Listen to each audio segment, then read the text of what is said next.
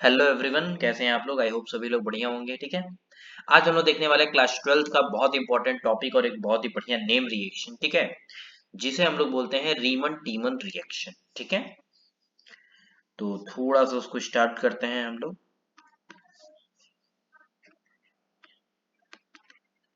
रीमन टीमन reaction class 12th का बहुत ही important topic है। ठीक है, चाहे जेई मेंस हो, नीट हो या सीयूईटी हो या बोर्ड्स के आपके सीबीएसई बोर्ड्स की एग्जामिनेशन हो, हर जगह इसके बारे में पूछा जाता है। ठीक है, तो जरा देखते हैं इसके बारे में क्या होता है रिएक्शन। ठीक है, तो इसकी जगह हम लोग सबसे पहले जो रिएक्टेंट में लेते हैं वो लेते हैं फेनॉल। ठीक है, ये रहा हमारे पास एक फेनॉल। ठीक है, और रिएजेंट के रूप में जो हम लोग लेते हैं वो फर्स्ट नंबर लेते हैं NaOH, जो कि एक बेस होता है। सेकंड नंबर लेते हैं CHCl3, और थर्ड हमारे पास रहेगा हाइड्रोलाइसिस के लिए H पॉजिटिव या H2। ठीक है, ये तीन स्टेप में रिएक्शन होता है, और जो प्रोडक्ट हमारे पास फॉर्म होता है वो क्या होता है, ध्यान से देखेंगे।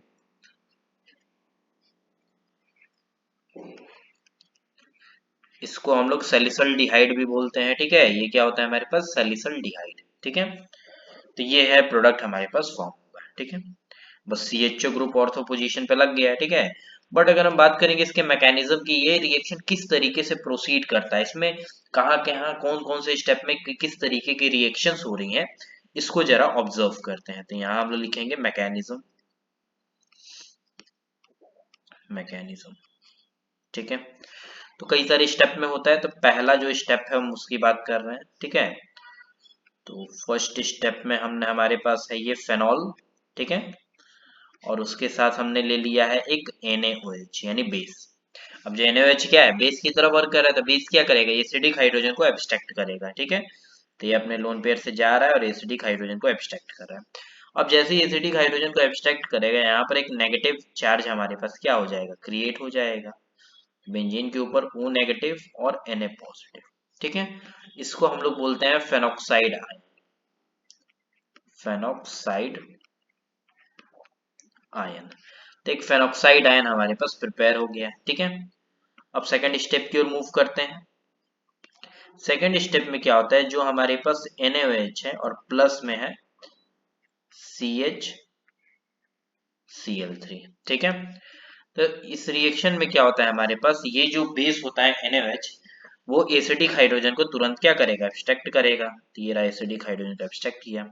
अब जैसे ही एब्स्ट्रैक्ट करेगा, यहाँ क्या बनेगा, कार्बन के ऊपर नेगेटिव चार्ज, और तीन जो क्लोरीन रहेंगे वो एटम लगे हुए रहेंगे।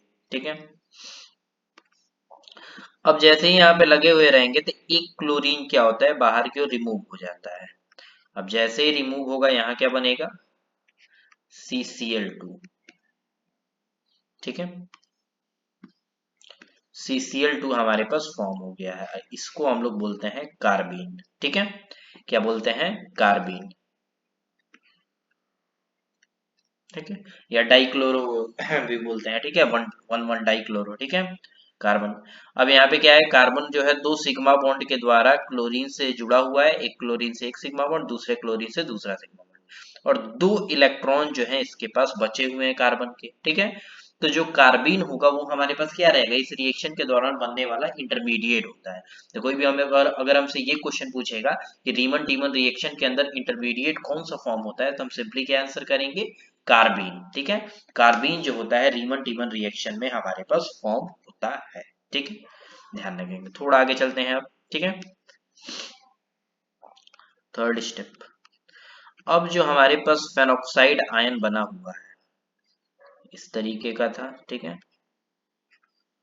फेनॉक्साइड है। ठीक है, तो हम सभी जानते हैं इसके अंदर आसानी से रेजोनेंस तो पॉसिबल है। तो एक बार रेजोनेटिंग स्ट्रक्चर ड्रॉ करते हैं, तो ये पाई बॉन्ड आगे की ओर जाएगा, ये पाई नेगेटिव के फॉर्म में।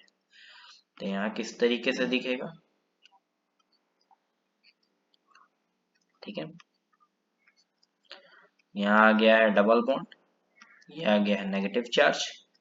ठीक है, अब इस स्टेप तक बनाया, तो इसके बाद हमारे पास जो रिएक्टेंट थे वो क्या था, ये रहा। तो CCl2 बना है ना, तो इन दोनों के रिएक्शन है, तो CCl2 यहाँ पे रिएक्ट करने के लिए आएगा। यहाँ लिखेंगे हम लोग Cl2।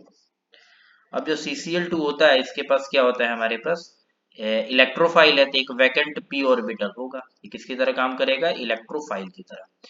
और ये नेगेटिव चार्ज न्यूक्लियोफाइल है, तो ये क्या करेगा, अटैक करने के लिए आएगा। तो अटैक करके क्या बनेगा, ध्यान से देखिए, ये डबल बॉन्ड था ऑक्सीजन के साथ, ये यहाँ पे डबल, और यहाँ से क्या होगा, Cl ऐसा बना हुआ है। ठीक है। अब इसके बाद क्या हो जाता है, हमारे पास फोर्थ स्टेप में हाइड्रोलाइसिस होता है। ठीक है, यहाँ पे कार्बन है और ये 2 क्लोरीन, डबल बॉन्ड। ठीक है। अब जब हाइड्रोलाइसिस कराएंगे H2O के प्रेजेंस में, तो वाटर के पास 2 पार्ट होते हैं, एक H पॉजिटिव होता है और एक OH नेगेटिव होता है। तो यहाँ से बॉन्ड क्या होगा, क्लीव करेगा, क्लीवेज करेंगे। तो ये बॉन्ड जब टूटेगा तो यहाँ पर H पॉजिटिव, इसके साथ भी H पॉजिटिव, और यहाँ पे OH और ये OH आ जाएगा। तो यहाँ किस तरीके का दिखेगा, देखिए, डबल बॉन्ड, और यहाँ पे कार्बन के साथ एक OH ये और एक OH बस। ठीक है।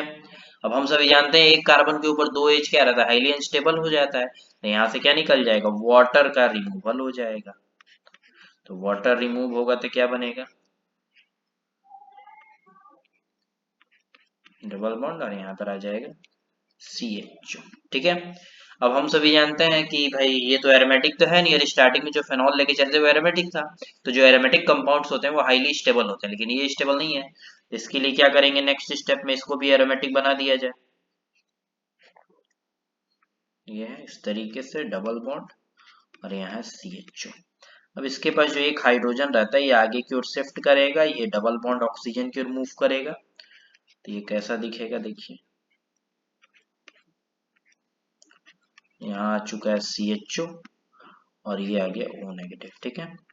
अब यही वाटर जो निकला था यहाँ से H पॉजिटिव आएगा, इसको एब्स्ट्रैक्ट कर लेगा।